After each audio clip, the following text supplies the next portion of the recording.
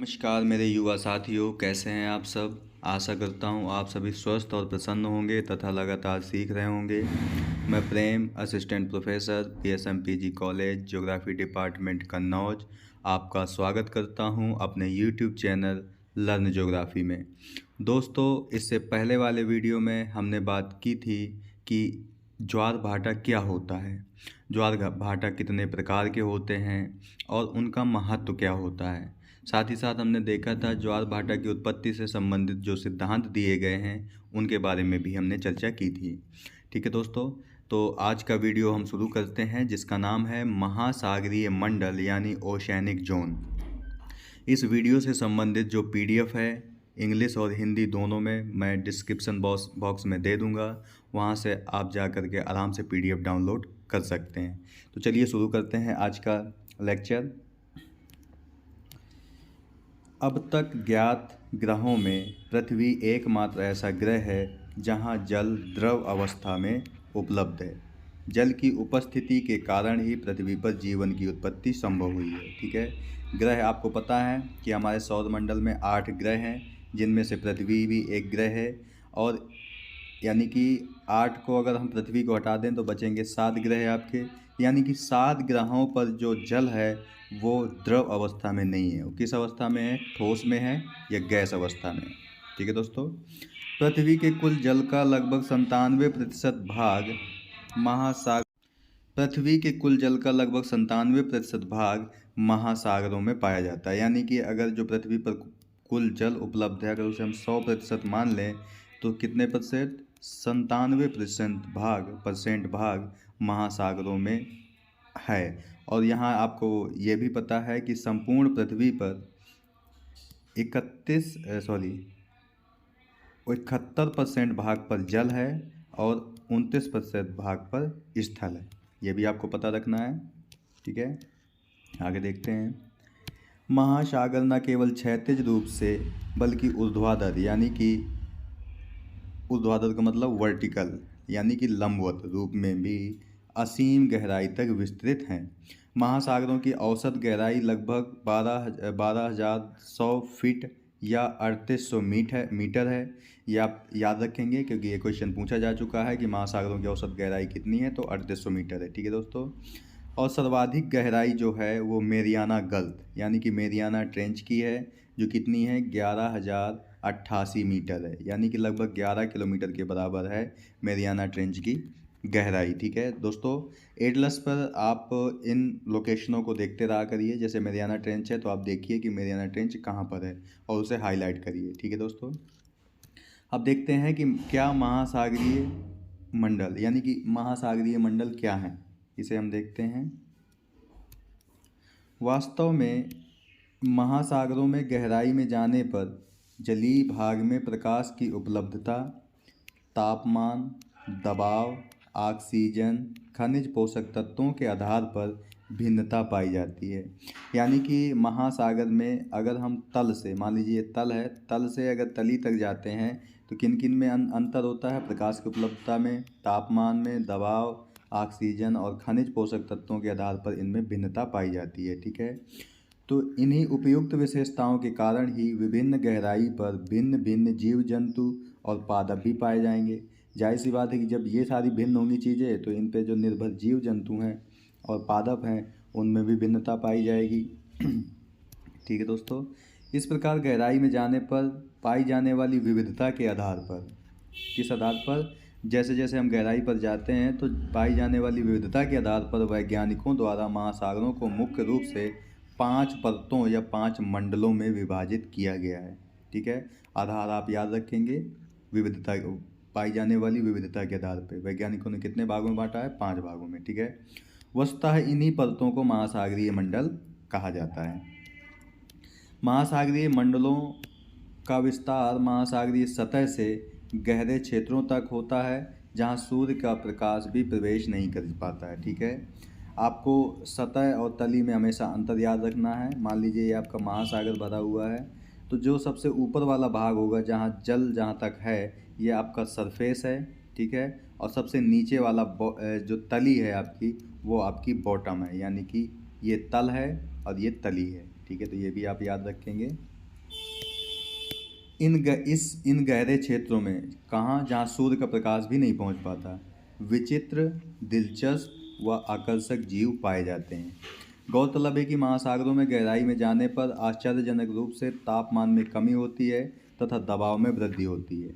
ठीक है, यानी आपको ये भी पता है कि तापमान और दबाव में विपरीत संबंध होता है, क्योंकि जैसे जैसे हम नीचे जाते हैं सागरों में तापमान की कमी होती जाती है तो दबाव में वृद्धि होती जाती है। ठीक है, हालांकि महासागर रहस्यों से भरे पड़े हैं, परंतु आधुनिक वैज्ञानिक अनुसंधानों एवं अन्वेषणों के माध्यम से महासागरों को जानने का यथासंभव प्रयास किया गया। यथासंभव का मतलब जहाँ तक संभव हुआ है। ठीक है, तो अब हम देख लेते हैं महासागरीय जो मंडल हैं उनको देख लेते हैं। सबसे पहले देख लेते हैं ऊर्ध्वाधर यानी कि महासागरीय मंडल। ऊर्ध्वाधर यानी कि लंबवत महासागरीय मंडल, इन्हें हम वर्टिकल ओशनिक जोन कहते हैं।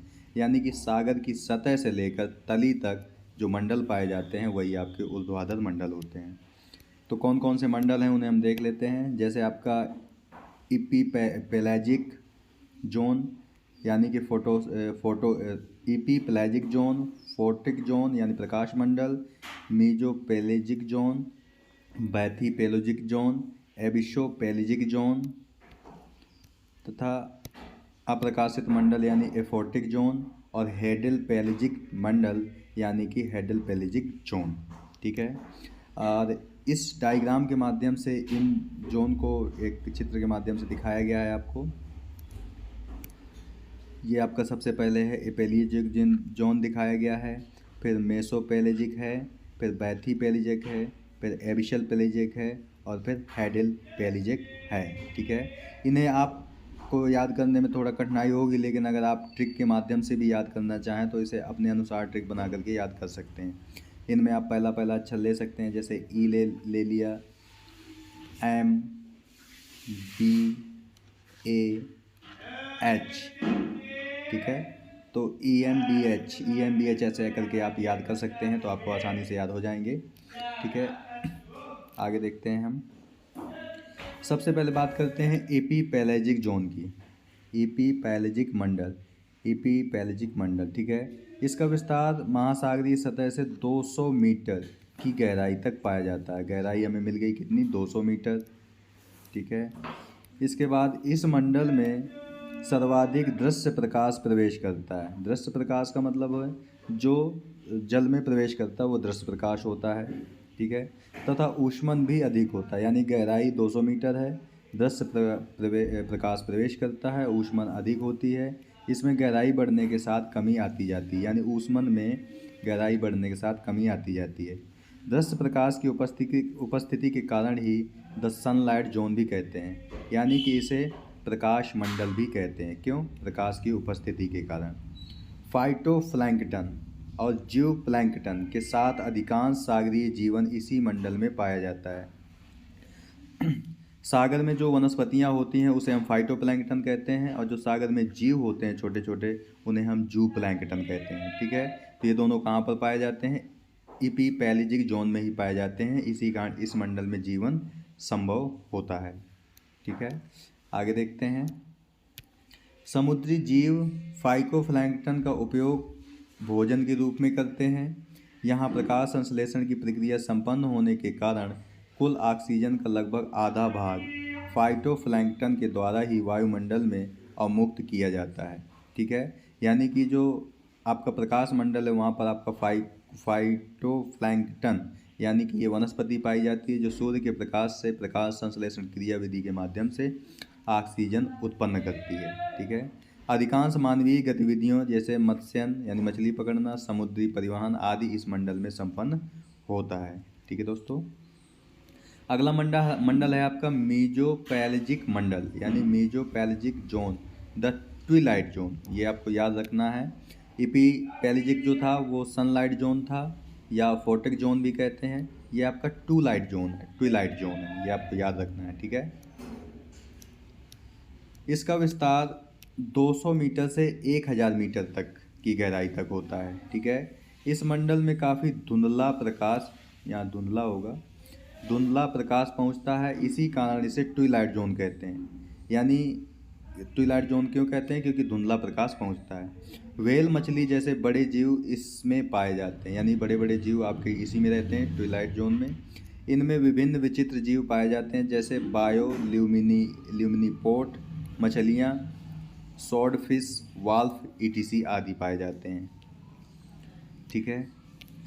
बायोल्यूमिनिसेंट झिलमिलाहट की आकर्षण घटनाएं यहाँ बहुतायत में मिलती हैं। ठीक है। अब इसके बाद तीसरा आपका बैथीपैलेजिक मंडल, यानी बैथीपैलेजिक द मिडनाइट जोन। देखिए, पहला था आपका सनलाइट जोन, दूसरा था आपका ट्विलाइट जोन, और ये है आपका मिडलाइट जोन यानी बैथी मंडल। ठीक है। इसका विस्तार 1000 की गहराई से 4000 मीटर तक है की गहराई तक है।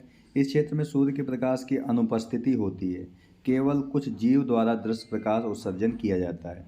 यानी कुछ जीव ऐसे भी होते हैं जो प्रकाश का उत्सर्जन करते हैं, तो वो किस में पाए जाते हैं? मिड लाइट जोन में ही पाए जाते हैं। तापमान लगभग हिमांक बिंदु के पर रहता है, यानी आसपास रहता है। यहाँ जल का दबाव बहुत अधिक होता है, और वो कितना होता है? लगभग 5850 यानी 5850 पाउंड प्रति वर्ग इंच के बराबर होता है। अत्यधिक दबाव के बावजूद अनेक प्रकार के जीव यहाँ पर पाए जाते हैं। ठीक है। ऐसा नहीं है कि यहाँ पर तापमान कम है और दबाव बहुत अधिक है तो यहाँ पर जीव नहीं है, जीव पाए जाते हैं। खर्म व्हेल, यह नाम आप याद रखेंगे। खर्म व्हेल भोजन की तलाश में यहाँ तक डाइव लगाकर पहुँचती है, यानी व्हेल मछली जो ट्विलाइट जोन में रहती है वो मिड लाइट जोन तक भी आ जाती है। ठीक है दोस्तों। ज्ञातव्य है कि प्रकाश की अनुपस्थिति के कारण इस मंडल में पाए जाने वाले जीवों का रंग काला व लाल होता है।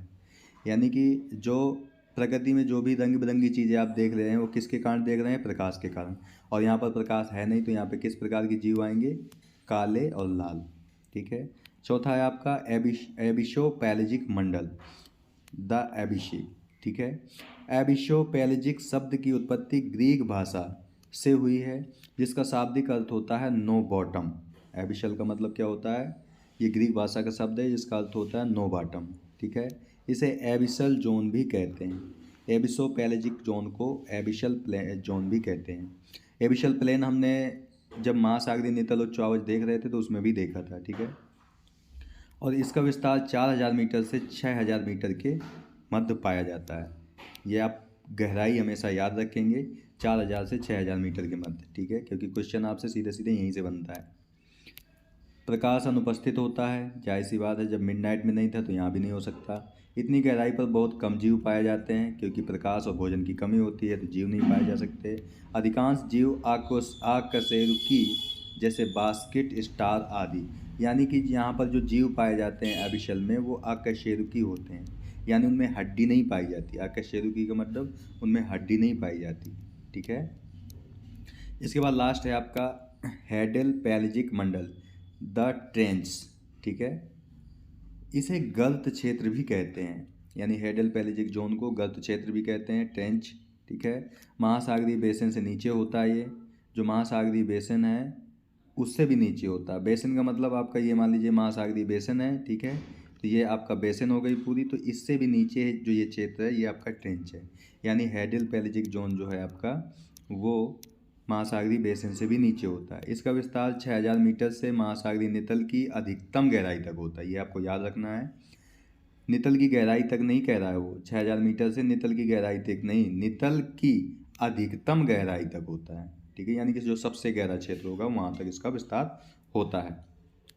अब तक ज्ञात सबसे गहरा क्षेत्र मेरियाना ट्रेंच है, जिसकी गहराई 11,078 मीटर है, 88 मीटर है। ठीक है। सामान्यतः यह गर्त क्षेत्र ट्रेंच या कैनियन से का क्षेत्र होता है। ठीक है दोस्तों। इसके बाद अगला है आपका तापमान हिमांक बिंदु से थोड़ा ही अधिक होता है, यानी कि जहाँ का जो तापमान होता है वो हिमांक बिंदु से थोड़ा अधिक होता है।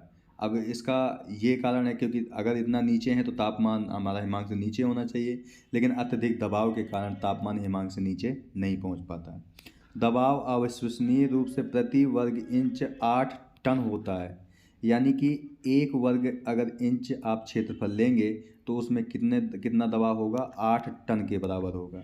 1 टन में आपके 10 क्विंटल होते हैं। ठीक है। तो यानी कि 80 क्विंटल के बराबर दबाव होगा 1 वर्ग इंच में। इसके बावजूद यहाँ पर जीवन की मौजूदगी है, यानी कि तापमान भी नहीं है, दबाव भी बहुत ज़्यादा है, तब भी यहाँ पर जीवन पाया जाता है। ठीक है। और तो जीवन कैसा होगा? कुछ अकशेरुकी यानी कि जिनमें हड्डी नहीं है, जैसे स्टारफिश, ट्यूब वर्म आदि यहाँ रहते हैं। ठीक है दोस्तों। तो अभी तक हमने देखा महासागरीय मंडलों का ऊर्ध्वाधर यानी कि लंबवत वितरण। ठीक है। अब हम देख लेते हैं क्षैतिज महासागरीय मंडल, यानी कि क्षैतिज रूप से किस प्रकार महासागरीय मंडल पाए जाते हैं, उन्हें हम देख लेते हैं। महासागरीय क्षेत्र को विभिन्न उद्देश्यों जैसे प्रभुसत्ता यानी कि सोवरेनिटी, संसाधनों का विदोहन, परिवहन, मनोरंजन, व्यापार, युद्ध अभ्यास आदि के लिए विभिन्न मंडलों में विभाजित किया गया है तथा इनको विधिक मान्यता देने के लिए कई अंतर्राष्ट्रीय कानून बनाए गए हैं। ठीक है दोस्तों। यहाँ मैं बता दूँ आपको कि एक संस्था है अनक्लोज, UNCLOS। ठीक है। United nation convention law of ocean, law of सी, ऐसा है। United nation convention law of C, law of the सी। ठीक है। इसने ही महासागरीय जो मंडल हैं उनको क्षैतिज रूप से वर्गीकृत किया है।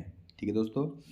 ये आप गूगल पे जाकर के देख लेंगे कि इसकी स्थापना कब हुई थी, इसका हेड क्वार्टर कहाँ है, ये थोड़ा बहुत डिटेल आप देख लेंगे और नोट डाउन कर लेंगे। ठीक है दोस्तों। आगे देखते हैं। किसी भी देश के तट से सुदूरवर्ती सागर की ओर 3 प्रमुख मंडल निश्चित किए गए हैं। कौन कौन से? क्षेत्रीय सागर, विशिष्ट आर्थिक मंडल और उच्च सागर। ठीक है दोस्तों। यानी कि मान लीजिए कि ये आपका महाद्वीप है, ये आपका सागर भरा हुआ है, तो इस तट से, ये आपका तट है, तट से सागर की ओर 3 मंडल निर्धारित किए गए हैं। क्षेत्रीय सागर, टेरिटोरियल एरिया, विशिष्ट आर्थिक मंडल यानी कि economic special exclusive economic zone, उच्च सागर यानी हाई सी। ठीक है दोस्तों। आगे देखते हैं। इनके अलावा भी कतिपय अन्य नामावलियाँ प्रयोग में आती हैं, जैसे आंतरिक महासागरीय जल, अविच्छिन्न मंडल, इस प्रकार के शब्द भी आपको देखने को मिलते हैं। ठीक है दोस्तों। तो क्षैतिज महासागरीय मंडलों को इस डायग्राम से दिखाने की कोशिश की गई है। ठीक है। ये आपका बेस लाइन है आपकी। ठीक है। इसके बाद महासागरीय मंडल स्टार्ट होता है। सबसे पहले आपका टेरिटोरियल सी है यानी कि क्षेत्रीय सागर है, फिर आपका कॉन्टिग्यूअस जोन है। ठीक है। यानी अविच्छिन्न मंडल है आपका। इसके बाद आपका हाई सी है, इसके बाद आपका एक्सक्लूसिव इकोनॉमिक जोन है। ठीक है। और लास्ट में आपका हाई सी है यानी कि उच्च सागर है। ठीक है। तो आप देख सकते हैं इनकी दूरी भी दिखाई गई है। आधार तल से 12 नॉटिकल मील टेरिटोरियल सी, आधार तल से 24 नॉटिकल मील कॉन्टिगुअस जोन, और आधार तल से 200 नॉटिकल मील एक्सक्लूसिव जोन है आपका। और इसके बाद जो क्षेत्र बचता है वो हाई सी के अंतर्गत आता है। ठीक है। तो इसे आप एक बार अच्छे से देख लीजिएगा। अगर आपको अच्छा लगे तो स्क्रीनशॉट लेकर के रख लीजिए आप, ये आपके क्षेत्र हो गए। ठीक है दोस्तों। और आपको ये भी याद रखना है दोस्तों कि ये सभी आपके जो मंडल हैं वो कॉन्टिनेंटल शेल्फ पर ही पाए जाते हैं, यानी महाद्वीपीय मग्न तट पर ही पाए जाते हैं। ठीक है दोस्तों। क्योंकि इसके बाद आपका गहन समुद्र क्षेत्र स्टार्ट होता है। देखते हैं चलिए। सबसे पहले है आपका क्षेत्रीय सागर यानी कि टेरिटोरियल सी। किसी देश की तट रेखा यानी कि जो शोर लाइन सीधी ना होकर टेढ़ी मेढ़ी तथा कटी फटी होती है। ठीक है। कटी फटी होने का मतलब है कि जैसे महाद्वीप है तो वो ऐसा नहीं है, बिल्कुल वो ऐसा है कुछ। ठीक है। तो जो शोर लाइन होती है यानी कि जो तट होता है वो कटा फटा होता है। ठीक है। तो इनको मिलाते हुए एक रेखा खींची जाती है, इसी को हम कहते हैं बेस लाइन। ठीक है। इन कटे फटे क्षेत्रों को मिलाते हुए एक रेखा खींची जाती है, इसे हम बेस लाइन कहते हैं। ठीक है। अतः स्थल के सागर की ओर निकले भागों को मिलाने वाली कल्पित सीधी रेखा को आधार रेखा कहते हैं। जो हमने अभी बताया वही है कि जो स्थल के सागर की ओर निकले हुए भाग हैं उनको मिलाते हुए कल्पित रेखा की सीधी रेखा खींची जाती है, उसे आधार रेखा यानी कि बेस लाइन कहते हैं। ठीक है। इस डायग्राम में बेस लाइन को दिखाया गया है। ये आपके महासागर के ये आपके महासागर के कटे फटे क्षेत्र दिखाए गए हैं। ठीक है, इनको मिलाते हुए एक रेखा आपकी खींची गई है जो आपकी बेस लाइन है। ठीक है, और बेस लाइन के अंदर वाला जो जल भरा हुआ है इसे हम इंटरनल वाटर यानी आंतरिक जल कहते हैं। ये आपका लैंड है और ये आपका महासागरीय क्षेत्र है, जिसमें सबसे पहले है आपका टेरिटोरियल सी 12 नॉटिकल मील तक। ठीक है, फिर इसके बाद 24 नॉटिकल मील तक है कॉन्टिग्यूअस जोन यानी अविच्छिन्न क्षेत्र। इसके बाद आपका 200 नॉटिकल मील तक है exclusive zone, exclusive economic zone. और इसके बाद 200 नॉटिकल मील के बाद जो क्षेत्र बचता है वो आपका हाई सी है यानी उच्च सागर है। ठीक है दोस्तों, आगे देखते हैं। स्थलीय भाग एवं आधार रेखा के मध्य स्थित सागरीय जल को आंतरिक जल यानी इंटरनल वाटर कहते हैं। ये जैसा हमने देखा कि आधार तल, ये जो आधार रेखा है यानी बेस लाइन है, और जो आपका स्थल है उनके मध्य क्षेत्र को आप क्या कहते हैं, इंटरनल वाटर कहते हैं। ठीक है दोस्तों, किसी भी देश के तट के पास से सागरवर्ती जल क्षेत्र को क्षेत्रीय सागर कहते हैं। ठीक है, क्षेत्रीय सागर की दूरी आधार रेखा से सागर की ओर नापी जाती है जो सामान्यतः 12 नॉटिकल मील होती है। ये आप हमेशा याद रखेंगे, इनकी दूरी याद रखेंगे। ठीक है, तो 12 नॉटिकल मील होती है। और आपको पता है कि 1 नॉटिकल मील 1.8 किलोमीटर के बराबर होता है। क्षेत्रीय सागर को सागरीय मेखला यानी कि मरीन बेल्ट या सीमांत सागर यानी मार्जिनल सी भी कहते हैं। यानी कि क्षेत्रीय सागर के 3 नाम हो गए, सागरीय मेखला, सीमांत सागर और क्षेत्रीय मेखला। ठीक है दोस्तों, क्षेत्रीय सागर पर संबंधित तटवर्ती देश की प्रभुसत्ता होती है। यानी कि जिस देश की ये दूरी है उसका पूर्ण अधिकार होता है। इस सीमा के अंदर संबंधित राष्ट्र का पूर्ण अधिकार होता है। कोई भी अन्य देश संबंधित देश की अनुमति के बिना इसमें प्रवेश भी नहीं कर सकता। यानी कि यहाँ पर जैसे मान लीजिए भारत है, तो भारत की अगर हम तट रेखा से दूर जाएंगे तो 12 नॉटिकल मील तक परिंदा भी पर नहीं मार सकता है भारत की इजाज़त के बगैर। ठीक है, दूसरा है आपका अविच्छिन्न मंडल यानी कॉन्टिगुअस जोन। क्षेत्रीय सागर के आगे वाले सागरीय भाग के कुछ दूरी तक संबद्ध भाग अविच्छिन्न मंडल कहलाता है। अविच्छिन्न मंडल की सागरवर्ती सीमा आधार रेखा से 24 नॉटिकल मील से अधिक नहीं हो सकती है। ठीक है, यानी 24 नॉटिकल मील ही होती है आधार रेखा से, आपको याद रखना है, ना कि क्षेत्रीय सागर की रेखा से, सीमा से। ठीक है, सीमा के अंदर संबंधित देश का सीमा शुल्क, राजस्व, घुसपैठ, आव्रजन यानी इमाइग्रेशन, सामरिक सुरक्षा सफाई संबंधी पूर्ण अधिकार होता है तथा वह इनका उल्लंघन करने वाले को दंडित कर सकता है। जैसे आप कभी कभी सुनते होंगे कि पाकिस्तान के कुछ नागरिक भारत की सीमा में घुस गए या भारत के नागरिक पाकिस्तान की सीमा में चले गए, जिससे वो पकड़ लेते हैं वो लोग, तो आपका यही क्षेत्र होता है। यानी कि 24 नॉटिकल मील के अंदर अगर कोई चला गया तो उसे वो पकड़ लेते हैं और दंडित कर सकते हैं। ठीक है, इसके बाद तीसरा है आपका विशिष्ट आर्थिक मंडल यानी एक्सक्लूसिव इकोनॉमिक जोन। आधार रेखा से सागर की ओर 200 नॉटिकल मील तक दूरी वाले भाग को विशिष्ट आर्थिक मंडल कहते हैं, यानी EEZ कहते हैं। ठीक है, दूरी आप याद रखेंगे हमेशा, इसकी दूरी आधार रेखा से 200 नॉटिकल मील होती है। ठीक है दोस्तों, इस मंडल के अंतर्गत सागर की तली, उस पर निक्षेपित पदार्थों में स्थित खनिज संपदा, सागरीय जल शक्ति, सागरीय जीवों के सर्वेक्षण, विदोहन, संरक्षण तथा प्रबंधन के लिए तटवर्ती देश का पूर्ण अधिकार प्राप्त होता है। ठीक है, यानी इतने सारे काम कौन सा देश कर सकता है, वो जिससे संबंधित सागर है उस वही कर सकता है। दूसरा देश संबंधित तटवर्ती देश की अनुमति के बिना इस मंडल में कोई आर्थिक कार्य नहीं कर सकता। ये आपको याद रखना है कि दूसरा देश 200 नॉटिकल मील तक आर्थिक कार्य नहीं कर सकता, जैसे मछली नहीं पकड़ सकता, खनन नहीं कर सकता है। ठीक है, परंतु इसके अलावा वह कर क्या क्या सकता है, तो वह परिवहन हेतु जलयानों के आने जाने सागर के नीचे केबल बिछाने तथा हवाई जहाज उड़ाने का अधिकार होता है उसको, लेकिन आर्थिक कार्य नहीं कर सकता है कोई। ये आप याद रखेंगे, ठीक है।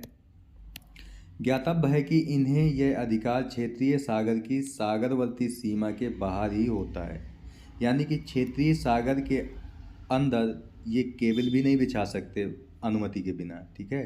लेकिन क्षेत्रीय सागर के बाहर जो क्षेत्र है वहाँ पर वो ये सब काम कर सकते हैं, लेकिन अनुमति तो लेनी ही पड़ेगी, ठीक है। इसके बाद चौथा है आपका उच्च सागर यानी हाई सी, ठीक है दोस्तों। विशिष्ट आर्थिक मंडल के आगे स्थित सागरीय क्षेत्र को इसके अंतर्गत सम्मिलित किया जाता है, यानी 200 नॉटिकल मील के बाद जो क्षेत्र बचता है वो हाई सी ही आपका है, उच्च सागरीय, ठीक है। इस विस्तृत सागरीय क्षेत्र में सभी देशों को परिवहन यानी जलयान, वायुयान चालन, मछली पकड़ने, खनिज के विदोहन करने, अंतःसागरीय केबल बिछाने आदि का पूर्ण अधिकार होता है, यानी उच्च सागर में सभी देशों का बराबर अधिकार है, उसमें कोई हस्तक्षेप नहीं कर सकता, ठीक है दोस्तों। तो दोस्तों इस वीडियो में हमने बात की कि महासागरीय जो मंडल हैं वो क्या है, जिसमें हमने देखा लंबवत मंडल कौन कौन से हैं, क्षेत्रीय मंडल कौन कौन से हैं, उनके बारे में हमने थोड़ा थोड़ा देखा, उनकी विशेषताओं पर भी बात की, ठीक है दोस्तों। और इस वीडियो का जो PDF है मैं आपको डिस्क्रिप्शन बॉक्स में दे दूंगा, वहाँ से आप जाकर उसे इंग्लिश और हिंदी दोनों में रहेंगे जो डाउनलोड कर सकते हैं, आप कर सकते हैं, ठीक है दोस्तों। तो अगर ये वीडियो आपको अच्छा लगे दोस्तों तो वीडियो को लाइक करें, शेयर, कमेंट करें, साथ ही साथ चैनल को सब्सक्राइब भी करें और बेल आइकन का बटन भी दबा दें ताकि आने वाले वीडियो की नोटिफिकेशन आपको मिलती रहे, ठीक है दोस्तों। तो पढ़ते रहिए दोस्तों, मुस्कुराते रहिए, खुश रहिए। मिलते हैं आपसे नेक्स्ट वीडियो में, तब तक के लिए नमस्कार, धन्यवाद।